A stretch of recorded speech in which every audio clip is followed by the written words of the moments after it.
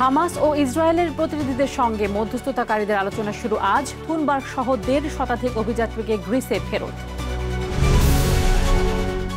ইন্দোনেশিয়ায় school ভবন ধসের ঘটনায় নিহত বেড়েছে ৪০। ভারতের দার্জিলিংয়ে ব্যাপক ভূমিধসে প্রাণহানি ২৮। এবং ডেমোক্র্যাট শাসিত বিভিন্ন রাজ্যে ন্যাশনাল গার্ড সদস্য মোতায়েন ট্রাম্পের। ক্ষমতার অপব্যবহার মন্তব্য অঙ্গরাজ্য সরকার ও নেতাদের। বিশ্বজুড়ে ঘটে যাওয়া দিনের গুরুত্বপূর্ণ ঘটনাবলী নিয়ে আরটিভির নিয়মিত আয়োজন সারাদিনের বিশ্বে আপনাদের সঙ্গে আছি আমি ফারজানা তানি। গাজা যুদ্ধ বন্ধে হামাস ও ইসরায়েলের প্রতিনিধিদের সঙ্গে মধ্যস্থতাকারীদের আলোচনা শুরু হবে আজ। এই সপ্তাহের মধ্যেই প্রথম ধাপের আলোচনা চূড়ান্ত হবে বলে জানিয়েছেন মার্কিন প্রেসিডেন্ট ডোনাল্ড ট্রাম্প। গাজায় হামলা বন্ধের নিষেধাজ্ঞা উপেক্ষা করে আরও ২৪ ফিলিস্তিনিকে হত্যা করেছে ইসরায়েলি সেনারা। এদিকে গ্রেটা থুনবার্গ সহ সমুদ্র ফ্লোটিলার ১৫৬ জন অভিযাত্রীকে গ্রিসে ফেরত পাঠাচ্ছে ইসরায়েল। বিস্তারিত বিন ইয়ামিনের রিপোর্টে। গাজায় যুদ্ধবিরতির প্রথম ধাপ বাস্তবায়নের লক্ষ্যে পরোক্ষ আলোচনায় বসতে এরই মধ্যে মিশরে খলিল আল হায়ার নেতৃত্বে হামাসের প্রতিনিধি দল। অন্যদিকে রন ডারমারের নেতৃত্বে অংশ নেবেন ইসরায়েলি কূটনীতিকরা।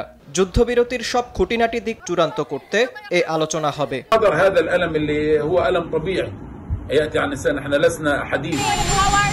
মধ্যস্থতাকারীদের এ আলোচনা দ্রুত শেষ করার আহ্বান জানিয়েছেন মার্কিন প্রেসিডেন্ট ডোনাল্ড ট্রাম্প।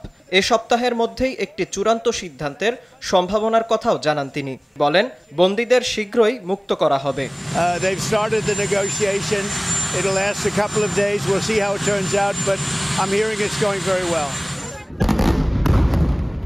এদিকে ইসরায়েলকে আবারও হামলা বন্ধের নির্দেশ দিয়েছে যুক্তরাষ্ট্র।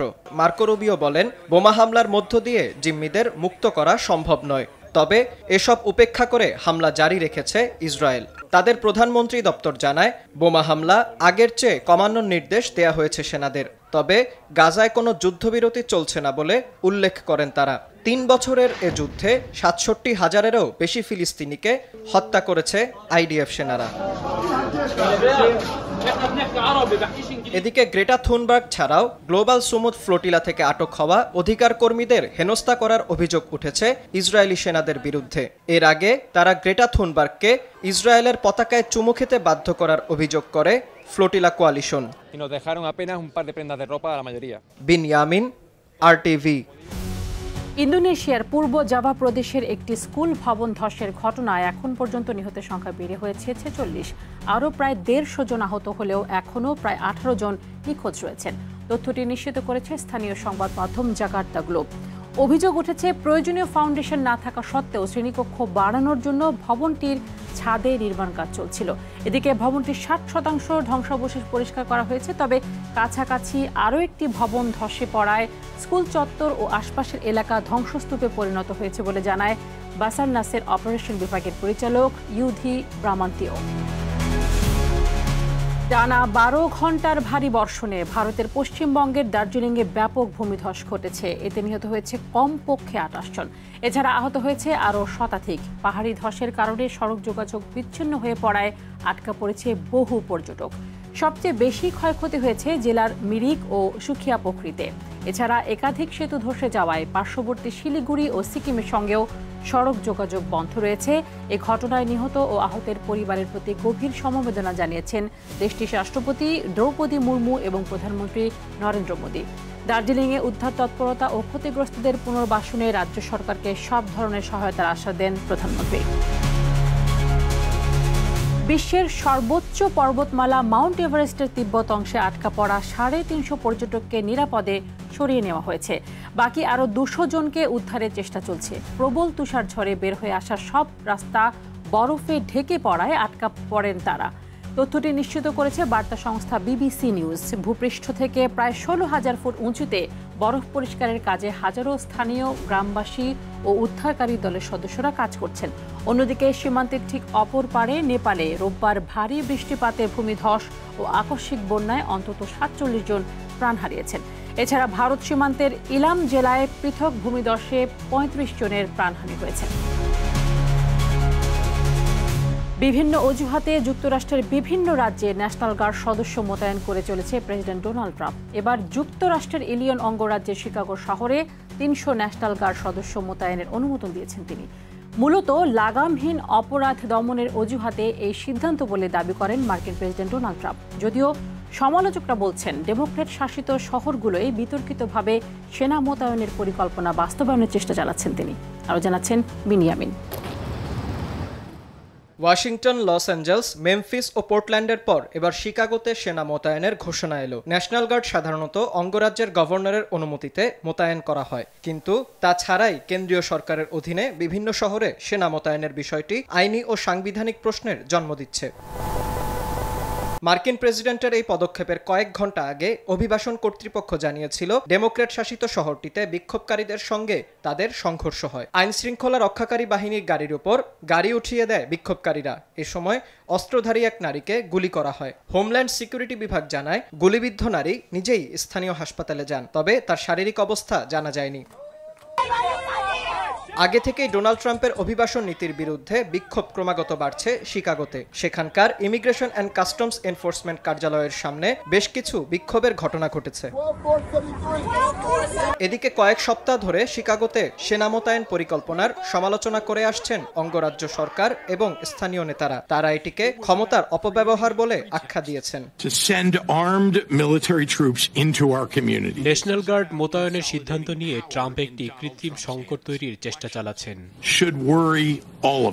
এর আগে ওরিগনের পোর্টল্যান্ড শহরেও ২০০ ন্যাশনাল গার্ড মোতায়েনের পদক্ষেপ নিয়েছিলেন ট্রাম্প, কিন্তু ফেডারেল বিচারক কারিন ইমারগুট সাময়িকভাবে তা স্থগিত করে দেন। ট্রাম্পের এই পদক্ষেপ সংবিধান বিরোধী এবং অঙ্গরাজ্যের সার্বভৌমত্বের জন্য হুমকি বলে মন্তব্য করেন তিনি।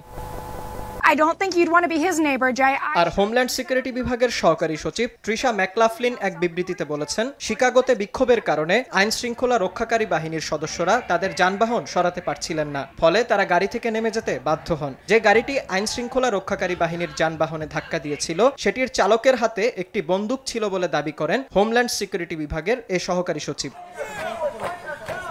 শিকাগোতে ন্যাশনাল গার্ডের কোনো সেনা পৌঁছেছেন কিনা তা এখনই স্পষ্ট নয়, তবে ট্রাম্পের এই পদক্ষেপ নিশ্চিতভাবে আইনি চ্যালেঞ্জের মুখে পড়বে বলে মন্তব্য করেছেন বিশ্লেষকেরা। আর হোয়াইট হাউসের মুখপাত্র বলেছেন, শিকাগোর গভর্নর পিটজাকের মতো স্থানীয় নেতারা চলমান সহিংস দাঙ্গা ও বিশৃঙ্খল দমনে এগিয়ে আসেননি।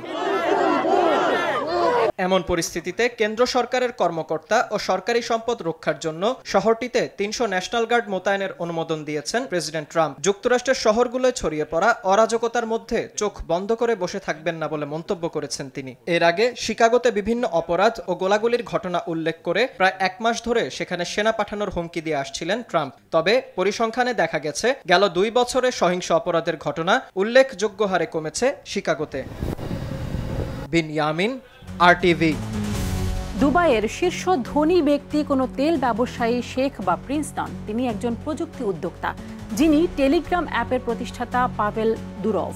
বর্তমানে ৪০ বছর বয়সী এই রুশ উদ্যোক্তার মোট সম্পদের পরিমাণ $১৭.১ বিলিয়ন, যা বাংলাদেশি মুদ্রায় প্রায় ২ লাখ কোটি টাকার বেশি। বিশ্বের শীর্ষ ধনীদের তালিকায় তার অবস্থান ১৩৭তম। এ বিষয়ে আরও জানাচ্ছেন রাফাত ইয়াসার। রাশিয়ায় জন্ম নেয়া পাভেল দুরভ, যিনি প্রযুক্তির জগতে নিজের নাম প্রতিষ্ঠা করে দুবাইয়ের শীর্ষ ধনী ব্যক্তিদের মধ্যে নিজের নাম লিখিয়েছেন। তিনি এখন দুবাইয়ে বসবাস করছেন। তবে তিনি কোনো তেল ব্যবসায়ী, শেখ বা প্রিন্স নয়। এ এক নতুন ধনী, এক প্রযুক্তি উদ্যোক্তা যার জীবন রহস্যময় এবং বিতর্কে ভরা। ছোটবেলা থেকেই পাভেল বলেন তিনি অনলাইনে সারা জাগানো উদ্যোক্তা হতে চান। এখন তার এই স্বপ্নই সত্যিতে পরিণত হয়েছে। ২০০৬ সালে মাত্র ২২ বছর বয়সে তিনি তৈরি করেন সামাজিক যোগাযোগ মাধ্যম VK.com, যা রাশিয়ার সবচেয়ে জনপ্রিয় সামাজিক মাধ্যম হয়ে ওঠে। মাত্র ৩ বছরের মধ্যে VK ব্যবহারকারীর সংখ্যা ১০ কোটি ছাড়ায়। তবে রাশিয়ার গোয়েন্দা সংস্থা যখন VK ব্যবহারকারীদের তথ্য চাওয়ার চাপ দেয়, তখন পাভেল দেশ ছাড়তে বাধ্য হন। পরে তিনি এই নেটওয়ার্কটি বিক্রি করে দেন, তবে কখনোই তিনি গোপনীয়তার ব্যাপারে আপোষ করেননি। পরবর্তীতে 2013 সালে তিনি তৈরি করেন টেলিগ্রাম নামক অ্যাপ। এটি এখন একটি বিশ্বব্যাপী জনপ্রিয় ইনস্ট্যান্ট মেসেজিং প্ল্যাটফর্ম, যেখানে নিরাপত্তা ও গোপনীয়তা তার প্রধান বৈশিষ্ট্য। বর্তমানে টেলিগ্রামের মাসিক ব্যবহারকারীর সংখ্যা 100 কোটিরও বেশি। এই অ্যাপটির মালিকানা পুরোপুরি পাভেল দুরভের কাছে রয়েছে।